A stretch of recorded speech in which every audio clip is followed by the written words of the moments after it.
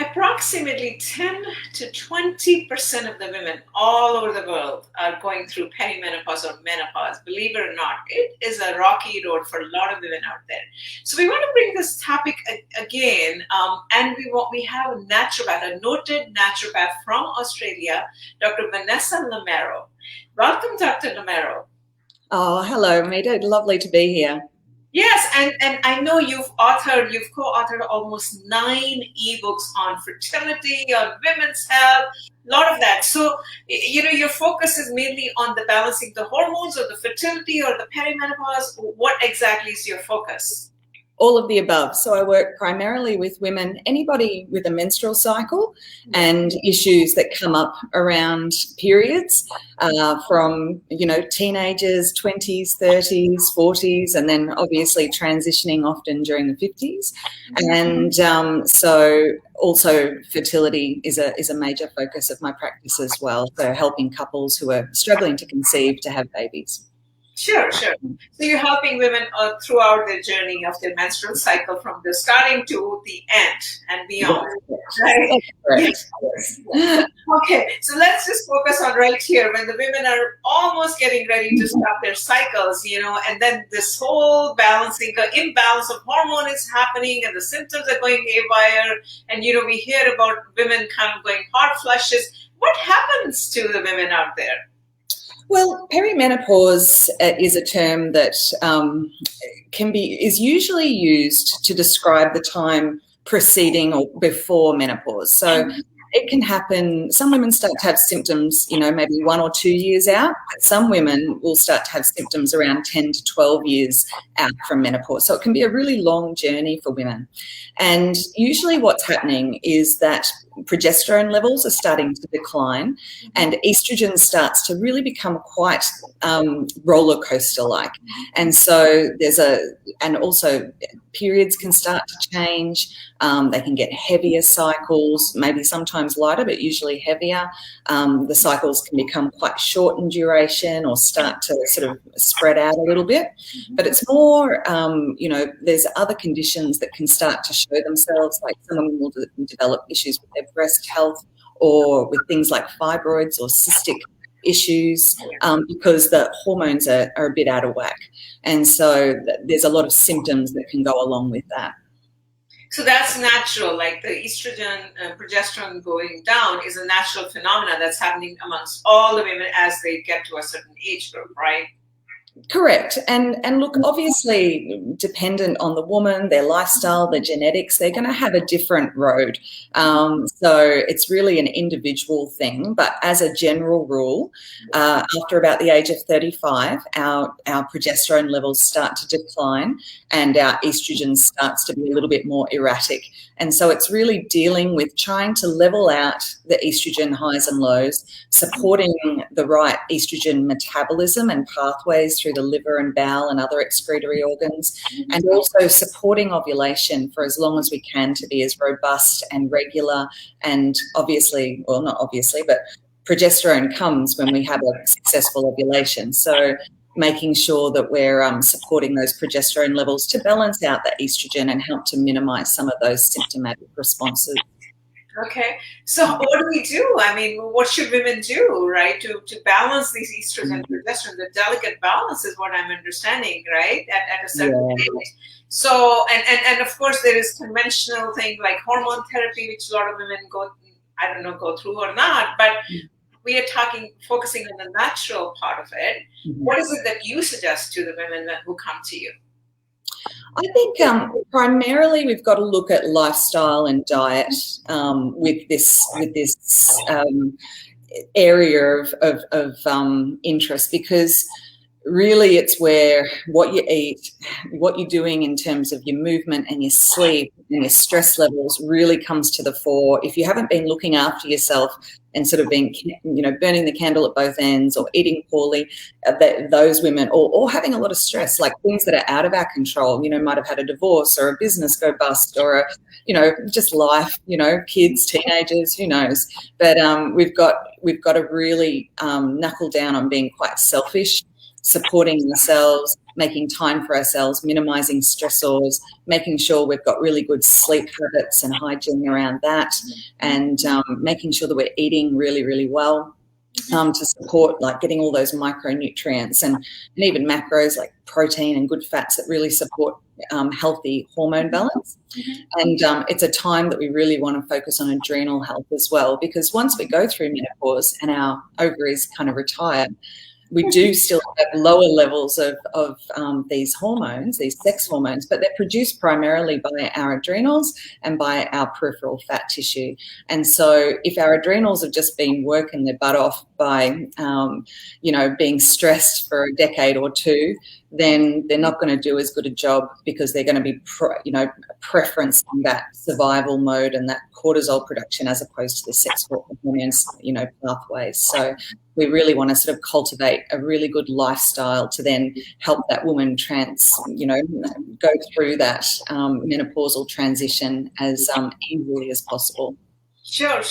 So, and what is the toolkit? Let's just share your magic toolkit of all the herbs, of natural spices and herbs and all kind of things. So what should women do? Right. Well, it's very individual, because women who are going through perimenopause, I could name 20 or 30 different presentations depending on what's going on for them. So I can't say that there's a general, obviously there's that individualized treatment that's why you go to see a professional, because they can, take a very good case, potentially do some pathology and see what's going on, with testing. But as a general rule, and what I would be saying is making sure, like we just discussed then, all that lifestyle stuff is really dialed in. And then from a dietary perspective, you've really got to make sure that that estrogen metabolism is working very well. So we're looking at things like brassica or cruciferous vegetables like broccoli and cauliflower and cabbage, those sorts of things on a daily basis. We need really good mineral balance. So we want to be having iodine-rich foods and selenium-rich foods. We want to be maybe using phytoestrogen foods, so plant foods that have naturally high phytoestrogens. Those will help to buffer those ups and downs. And so they're probably some of the bigger things, and just foods that support liver detoxification as well, because phase 2 detoxification is where that estrogen can possibly go down a less positive path and become proliferative, meaning that it could cause cell division in estrogen-dependent tissues like the breast and the uterus and the cervix and the ovaries. So those things are really important from a dietary perspective. And then when it comes to the naturopathic medicines that we use, so I make up bespoke or custom herbal medicines and compounds and things like that. And so what I would be doing is making up a prescription for a woman that is very specific to their needs. But again, moving out more generally, we're looking at herbal and nutritional medicines that help to assist that estrogen metabolism and also reduce those ups and downs, support progesterone and healthy ovulation, support that liver detoxification and gut and urinary excretion. And also, as I said before, the stress support, so nervous system and adrenal support. So like being a bit more specific around those, we would look at, maybe just for an example, like if I was making up a herbal tonic, I might choose to combine something like ovarian tonic, something like black cohosh, and then estrogen modulators like peony or white peonia, phase 2 liver detoxification herbs like schisandra or rosemary, and then adrenal support like withania and romania, nervous system support like passion flower or skullcap. Like there's a million different things that we could choose, but you make it specific for that woman. And then from a nutritional perspective, there's certain nutrients, like I mentioned before, in terms of the foods. I mean, we really want to be having very adequate amounts, and I believe that women need supplementation in addition if they're symptomatic. Things like vitamin B6, zinc, selenium, iodine. These are all really important. We might even, another thing that can happen in perimenopause is histamine issues and immune issues can start to raise their heads. So women might start getting things like headaches or migraines. An autoimmune condition might flare or develop, or they may be getting just general allergy issues. And so we might be using things like quercetin, vitamin C, things that help to stabilise the histamine, because estrogen and histamine kind of potentiate each other. So, you could go on for a long, long time on different things that you might consider. But So a lot of women, I'm just reading research reports, and I'm not a doctor, but a lot of women have at least talk about, or at least in the research, say low libido. So, yes. And that's pretty common. That happens to women at that age group, right? And these herbs and what you're talking about, all these metabolism help regulate the metabolism. Do they also help in the libido part as well? Yeah, definitely. Look, low libido is one of the most common reports that I hear in perimenopause and menopause. Okay. And one of my first questions is, do you actually like your husband? because it all starts up here for women, and sometimes it's stress and other things that are going on that, it may be more of a psychological area to work in, and making sure that they're feeling really comfortable in their life and their family and their relationship. But if that's all good, then I'll be looking at supporting libido through particular herbs that contain things called steroidal saponins. They're just natural plant compounds, and you want to make sure that they also have healthy testosterone levels. But yeah, just balancing those hormones can certainly make a difference, and just helping them to feel better, because if they're grumpy and they can't sleep properly, and they've got all these things going on with their bodies, they may have put on a bit of weight, all these perimenopausal symptoms can make them feel just a bit crappy and not feeling very amorous. So just improving their general health and their mood can also be a really important thing to be supporting libido. Sure. And these herbs that you're talking about, is it like some client walks in and she's going through menopause? Do they have to continue this regimen throughout their life, or is it like 3 or 4 month kind of a therapy, and then they can come back to just the lifestyle and the diet part? And that's a really, really good question. I think this is not the case for all conditions or all stages of hormonal health, but in perimenopause, I feel like when I reflect on the people that I see, they usually require some sort of supplemental support until after they transition, if they want to stay low, I don't want to say symptom-free, but with very minimal symptoms. So it's just a time when a little bit of extra support is really helpful. And what we might do is, I often start with a more, aggressive approach, where we do a lot more intervention. Once they're feeling more stable, then we'll really reduce dosing. We might pull out a few different things that we're utilising and find our nice little sweet spot for a maintenance style regime. And then as they develop and move forward towards menopause or through menopause, then their things will change, and we change treatment appropriately. But the ideal situation is that they move through that menopause symptom-free as possible, and then post-menopausally they don't require any further support. But it is a kind of like a pretty high needs time because of all the changes that are occurring. Sure. And a lot of women talk about hormone therapy. So if they use natural medicines or naturopathic way, then hopefully they don't need hormone therapy, right? Yeah. And look, this is something that I feel is very individual. I don't like to...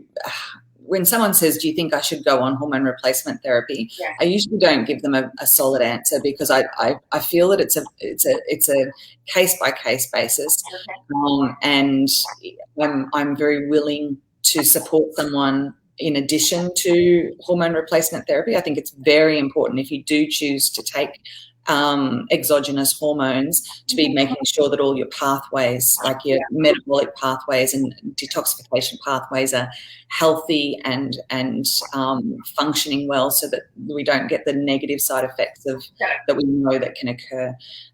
So in that case, I would be supporting that side of things. But if someone, I have, obviously with what I do, I have a number of women that say, I don't want to touch HRT, and so I'm like, right, so we're going to do this, this, and this, and we can really support them without the need for medication. But there are some women that I will actually recommend that they see a gynecologist, or at least start with their GP and maybe discuss things, because they could probably use just a little bit of support for a while from some exogenous hormones. Sure. Yeah, I think the thing is, for all the women out there who will listen to this video afterwards, there are so many options that are available, so many qualified naturopathic doctors, all over the world, that they can at least look at the options that are available before they make a decision if they want to go for hormone replacement therapy or not, right? Absolutely. I don't think there's any cut or dry answer for that. Like, we can't just judge that all drugs are bad and all natural things are good, because that's completely untrue. You can die by eating berries in the bush, and you can save a life with medications. But it's just about making smart decisions and making sure that, we're making an informed decision that's best for our body at that particular time in our life. Yeah. And that's what we are trying to do, is empowering, right? Empowering our users with knowledge, so that they can make the smart decision for their health. And that's what we are trying to do every single day, bringing you experts. Dr. Vanessa is from Australia, and she is a very noted expert in naturopathic medicine. She has also done a lot of supplements, which I was reading. Like, you also have developed a lot of supplements to help with women's issues. Yeah. No, it's great work that you're doing, and it's lovely that you're getting all these wonderful experts online and sharing their expertise. I think it's really important. We're living in such a great time where people can really educate themselves on their own health journey with the advent of the internet, and no longer do we have to rely on the opinion of our single doctor, and I think a lot of people are a lot more educated in terms of their own health, their own conditions. And I think the most important thing, though, is there is a lot of noise out on the internet. There's a lot of people who are not really trained giving advice, so making sure that you're seeking your information from reputable sources is extremely important. Absolutely. Well, thank you so much, Dr. Vanessa, for sharing your knowledge. We are trying to bring trustworthy knowledge. That is exactly to your point. There is so much, a lot of information out there on the internet. It's very confusing to all of us. And how do we know what to trust, what not to trust, with all these multiple articles and blogs and things flying all over our minds, right? So that's what we wanted to do, was, bring credible information, trustworthy information from all over the world, from best of the best experts. So there you have, the education and the knowledge on a daily basis, daily dose of health information is what we are bringing. Thank you so much, Dr. Vanessa, for being with us. Thanks, Amita. It's been a pleasure. Yes, thank you. Bye-bye.